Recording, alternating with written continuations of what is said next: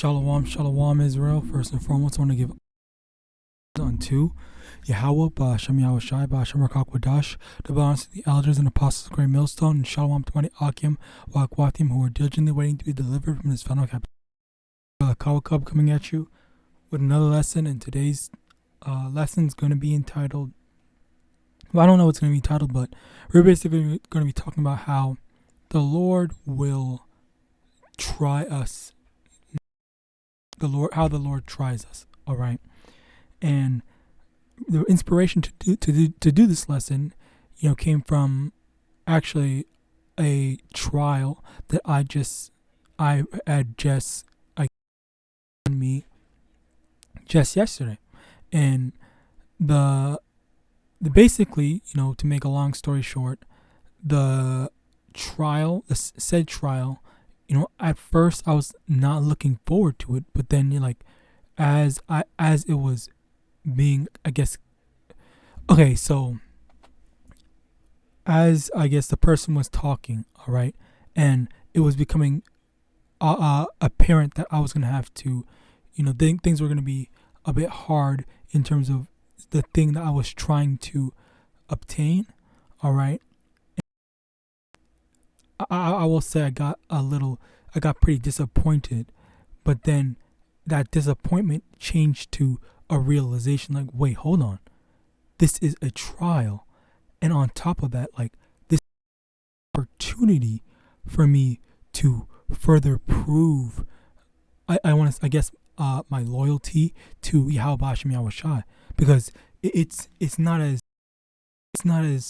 simple as just doing something. It's how far are you willing to go in order to seek after and please YAHAWASHI. And the thing is, all right, you will hear people asking these crazy questions oh, would you suck dick for $1 million? And there are a lot of people, primarily Babylonians specifically, I just want to say, that would say, oh, hell yeah, of course I would do that, this, that, and the third. They're saying it's $1 million, of course I'm going to do it. And the thing that's it. Your morals, all right.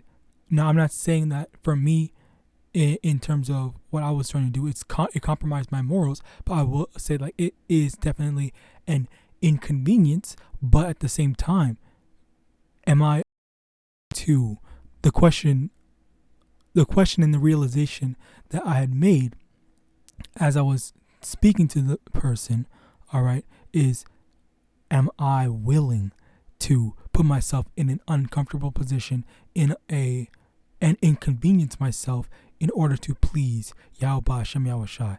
That was the question that I needed to ask. That was a realization that I needed to make. So I there's nothing else to say, but number one, call YAHAWASHI, I'm able to receive that, as well as call YAHAWASHI, that I have he put the spirit in me to want to try to prove myself, okay, not to any person, but prove myself to YAHAWASHI, and to be given the opportunity to, okay, because of course, just being able to do something, yeah, it's fine and dandy and all, but in order to be able to take it a step further and do more, that is, do more to actually show that even though, I had the convenience of being able to do this, that, and the third, under normal circumstances, say for example, making a lesson, always to make a lesson, yeah, there is that, but there's also the matter of me, say if I didn't have, a car, I didn't have whatever, all right, then I can put in the effort to, shell out a bit more money in order to go and preach this gospel. All right. That is that's the thing, Slaki. That is the, I guess, realization that I made, and I want to make a lesson into that, because that's a very beautiful lesson that I had. Kind of, I mean, it wasn't really a lesson, honestly. It was more so a lesson. I'm making a lesson because other brothers definitely could use it if need be. But for me personally, it's just a matter of like it gives me an opportunity to prove myself to YAHAWASHI. So for those that are listening, and maybe you aren't doing something, maybe you are doing something, maybe you can be doing something. This is your opportunity. This is your that you need to, put in some more effort for YAHAWASHI. All right. So let's get into these scriptures. Deuteronomy chapter 4, verse 29. But if thou, Deuteronomy chapter 4, verse 29. But if from seek the Lord thy power, thou shalt find him, if thou seek him with all thy heart and with all thy soul. So with everything, all the power that is in, all the efforts and attempts that you can make to making things right, all right, to seeking YAHAWASHI, all the resources that you have available to you. If we do truly try to seek Yahawah, we will find him. Okay, call him Yahawah, because he does let himself be known. The prophets are out on making themselves known, preaching and teaching this gospel. Okay, this is the age of information. This is the age of information, and nobody has an excuse right now. All right. Verse 28. Well, no, not yet.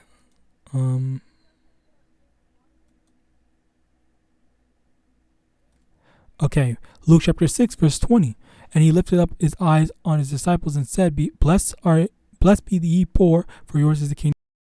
Blessed are ye that hunger now, for ye shall be filled. Blessed are ye that weep now, for ye shall laugh. Blessed are ye when men shall hate you, and when they shall separate from you from their company, and shall reproach you, and cast out your name as evil. For my sake, rejoice ye in that day, and leap for joy, for behold, your reward is great in heaven. And for in the like manner did their fathers unto the prophets. So the reason why I bring this out is because, as I mentioned before, the tribulation that I was, given in order to further prove myself to YAHAWASHI. All right, that trial that I was put under, that I'm currently put under. All right, it's gonna be hard. It might make things hard, but all the trials and tribulation that we're going through now, okay, there is going to be a reward for it. There's going to be blessing for it. There's going to be ending to that struggle. All right. Firstly, let me get this before I get that. Isaiah 65, I think it's 13 or 14. Isaiah 65, verse 13. Therefore, thus saith the Lord Yahawah, behold, my servant shall eat, but ye shall be hungry. Behold, my servant shall drink, but ye shall be thirsty. Behold, my servant shall rejoice, but ye shall be ashamed. All right. So this is the fact of the matter that all this pain and suffering that we're going through now, it is temporary. And let's actually go into that with this 2 Corinthians chapter 4, verse 16. For which cause we faint not, but though our outward man perish, yet the inward day, for our light affliction, which is but for a moment, worketh for us a far more exceeding and eternal weight of glory. Okay, so all this that we're going through now, it is temporary. All right, it's temporary. It's not going to be, it's not going to last forever. And when we get through it, all right, there's going to be an eternal weight of glory. So we not struggle, what's it called, we endure now. We endure through and push through all that we have to go through now, so that afterwards, everything will be, smooth sailing, nice and, clean and the Lord will just, instead of having us go through trials and tribulation, He's just gonna be hurting us. Like, oh, you went through all this hardship now. Like, and that's another thing, Slocky. That's another thing that went through my mind. I was like, oh my God, after the realization set in, I thought, that I am able to suffer now. I'm able to, have this hardship now rather than later. All right, because like that's the thing. Like, we need to understand that if the Lord is making us go through hell now, we should be grateful, because that means that we're paying off all the sins, all the wickedness that we've been doing or we have done. All right, whether it be through Babylon or in recent times. All right, or heck, even in our previous lives, if you can receive it. All right, we're paying for all of it now. Before Jacob's trouble, the nuclear missiles come, and when Jacob's trouble come, then that's when the Lord's going to let, all of Esau's going to have to hold that BS. All of the 2/3 are going to have to hold all that pain and suffering. But the 1/3, we get the smooth sailing. That's why you need to acknowledge and remember, like, when we are going through some hardships, like especially like I'll say for me personally, it has always been I've always had a financial problem. All right, so as I'm going through that, all right, I'm going through that, and as a result, there's other issues that come along with that. So I have to deal with all that now. So I pray that Yahawadah on the line, especially when the famine hits and all these other stuff happen, then I'm gonna be fed. I'm gonna be taken care of. I'm not gonna have to worry about anything. I don't have to do all this, extra stuff that these 2/3. I pray that only the 2/3 and the heathens have to go through, because I pray that during Jacob's trouble, the 1/3, the elect, all right, will be taken care of. All right, so we're suffering now. We enduring through this suffering now. All right, so that it's kind of like we paid the debt. The debt is paid, and we don't have to go through the suffering anymore, so to speak. All right, Slocky about that long-winded explanation, but just trying to get the understanding out there. All right, so now Luke chapter 6 verse 24. But woe unto you that are rich, receive your consolation. Woe unto you that are full, for ye shall hunger. Woe unto you that laugh now, for ye shall mourn and weep. Let me get that, as a matter of fact.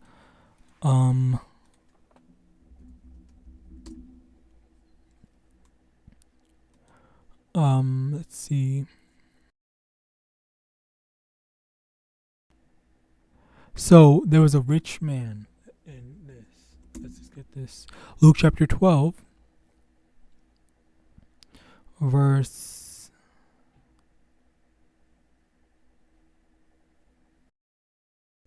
16. And he spake a parable unto them, saying, the ground of a certain rich man brought forth plentifully, and he thought within himself, saying, what shall I do, because I have no room where to bestow my fruits? And he said, this will I do. I'll pull down my barns and build greater, and there will I bestow all my fruits and my goods. And I will say to my soul, soul, thou hast much goods laid up for many years. Eat, drink, and be merry.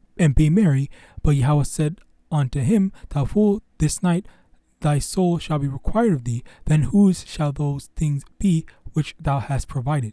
Now this is a perfect example of in Luke 6, okay, where there are rich people, okay, of course there's rich people in modern times. Oh yeah, we have these doomsday bunkers and all this stuff like that, a panic room, panic whatever, and all this stuff like that. And the thing is, all those rich people that were enjoying wicked lifestyles now, they have all that food, all that entertainment, all that whatever, literally whatever you want, all that luxury, All right. And the thing is, the Lord is just so like amazing that he can literally make something happen where they die, and then now all that they have is left and set up for one of the elect. So now an elect, the Lord would, stay there, like say, as one of the elect, or in a group of elect men and women, whatever, running away from something. All right, someone, something, whatever.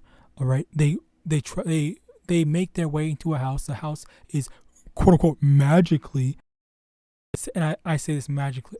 I say magically in quotes because obviously it's done by the Lord and set up by the Lord. Okay, for the door to be open, and then they see the underground bunker. They see the dead body of who. Maybe they had a heart attack or something, or they died suddenly in some quote unquote random way. But at the end of the day, the Lord killed them in a way, and then they got to. They didn't have the money, but they got to go in and stay in that underground bunker until the Lord, delivers them out of their trial and tribulation, the perilous time of Jacob's trouble. All right, so this is exactly the exact same scenario that is basically that's happening. Okay, similar scenario where there was a rich man, the parable of the rich man. But right after he was done, building and having all that, increase. All right, the Lord said, "Okay, now you're dead. Like you were worried about having carnal things. You're not rich towards me, towards YAHAWASHI, and that's why he got destroyed. So, and I didn't say me, I am the Most High. In the perspective, just to speak, all right, as the scriptures said, all right, as we read over here, verse 21. So is he that layeth up treasure for himself and is not being rich towards YAHAWASHI, not just rich in general. 2 Corinthians chapter 4,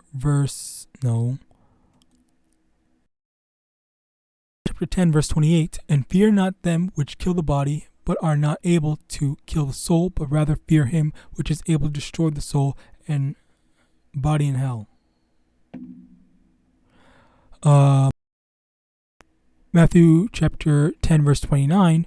Are not 2 sparrows sold for a farthing, and one of them shall not fall on the ground before your Father, but the very hairs of your head are all numbered. So, bear with me one moment.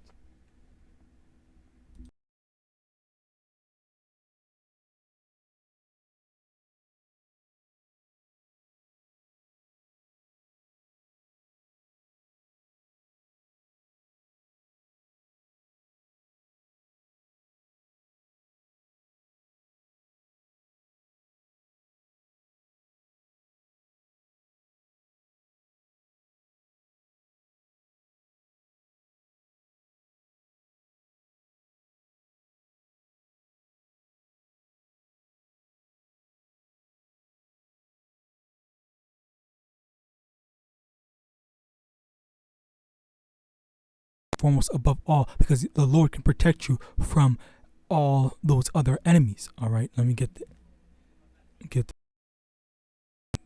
recording.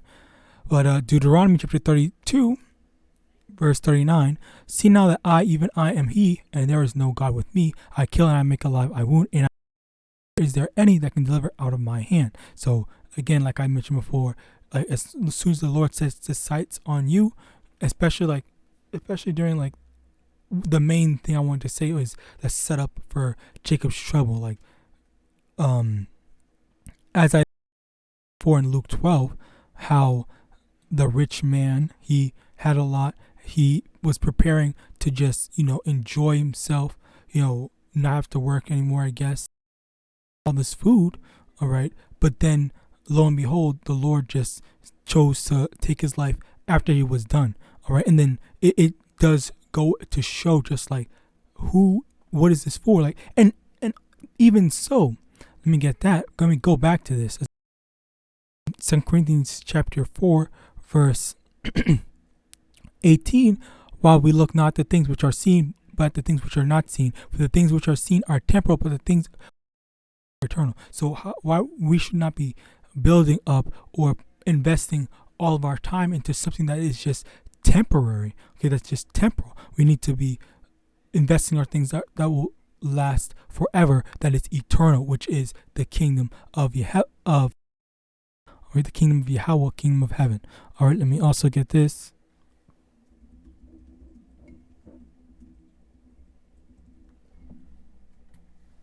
Matthew chapter 6, verse 19. Lay not up for yourselves treasures upon earth, where moth and rust do corrupt, do and steal, but lay up for yourselves treasures in heaven, where neither moth nor rust doeth corrupt, and where thieves do not break through nor steal. For where your treasure is, there will your heart be also.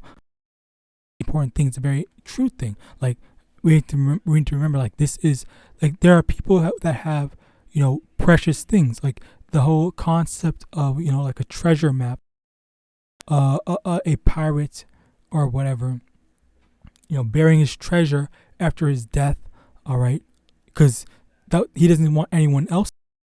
The thing is, like because he can't take it with him, he tries to hide it, and then he puts some freaking, I guess, map or whatever. Like that's the carnality.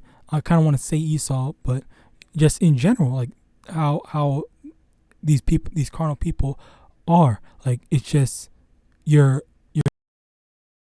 struggling. You're striving for something that's temporary rather than something that is eternal. All right, the treasures of heaven are eternal, and you will never lose them. All right.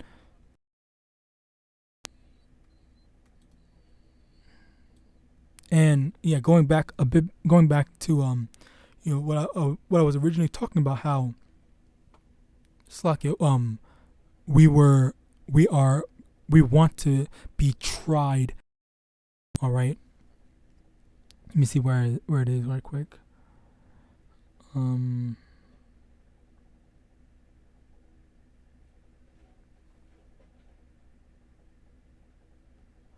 Job chapter 1,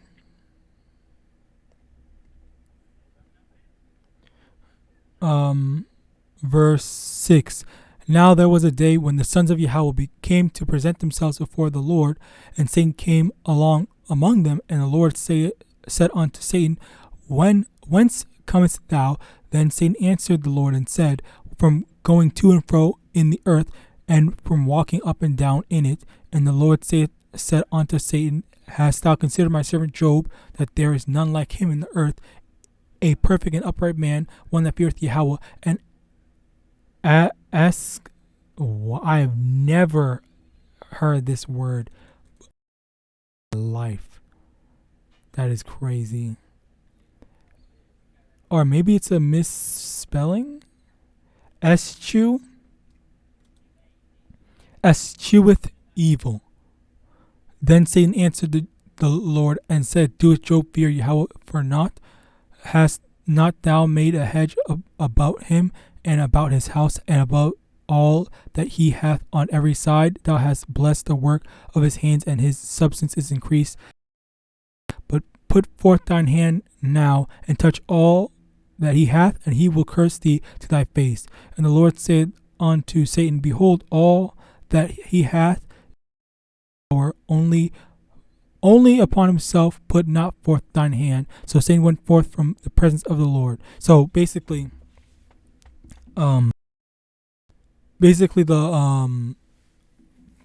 Satan was given authority to try Job, because all that, well, number one, all, of course, in general, everything that he has, even though he was rich, it was temporary. But in the kingdom of, and even then, okay, if you're rich now, you can have a bunch of stuff, but let me get this one thing before I go further. Judges chapter 3 verse 12.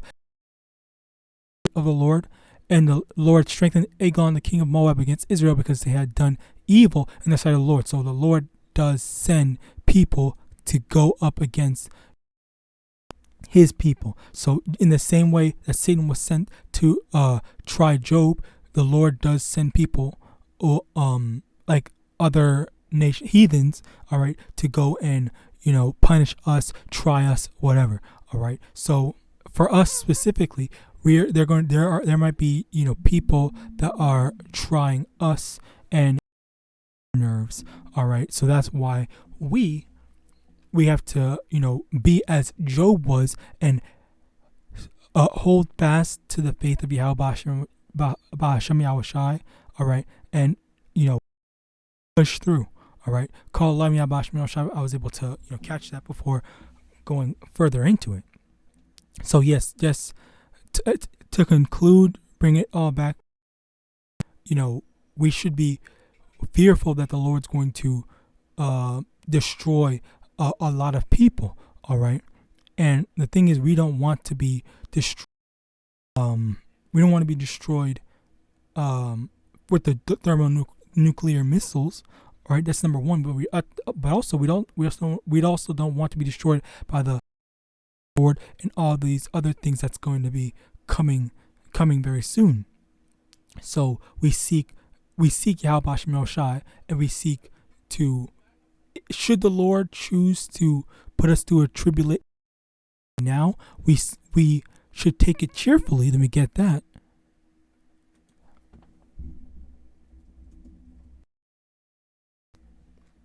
Ecclesiasticus chapter 2 verse 4, whatsoever is brought unto thee, take cheerfully, and be patient when thou art changed to a low estate. So whatever struggles, trial, tribulation we're going through now, we need to accept it, take it cheerfully, because it could have been worse. We could have been suffering during Jacob's trouble. We could be suffering during a lot worse. All right, and you don't want, with all the terrible things that are already going on. You don't want to be having stuff happen to you like that. You don't want it to get worse, basically. All right, so I pray this lesson was edifying. I want to give all honor, glory, and praise unto Yahawah, Ba'ashem, Yahawashi, Ba'ashem, Rakakwadah. Double honor to the elders and apostles of Great Millstone, DTA Abad Babal, and Shalom.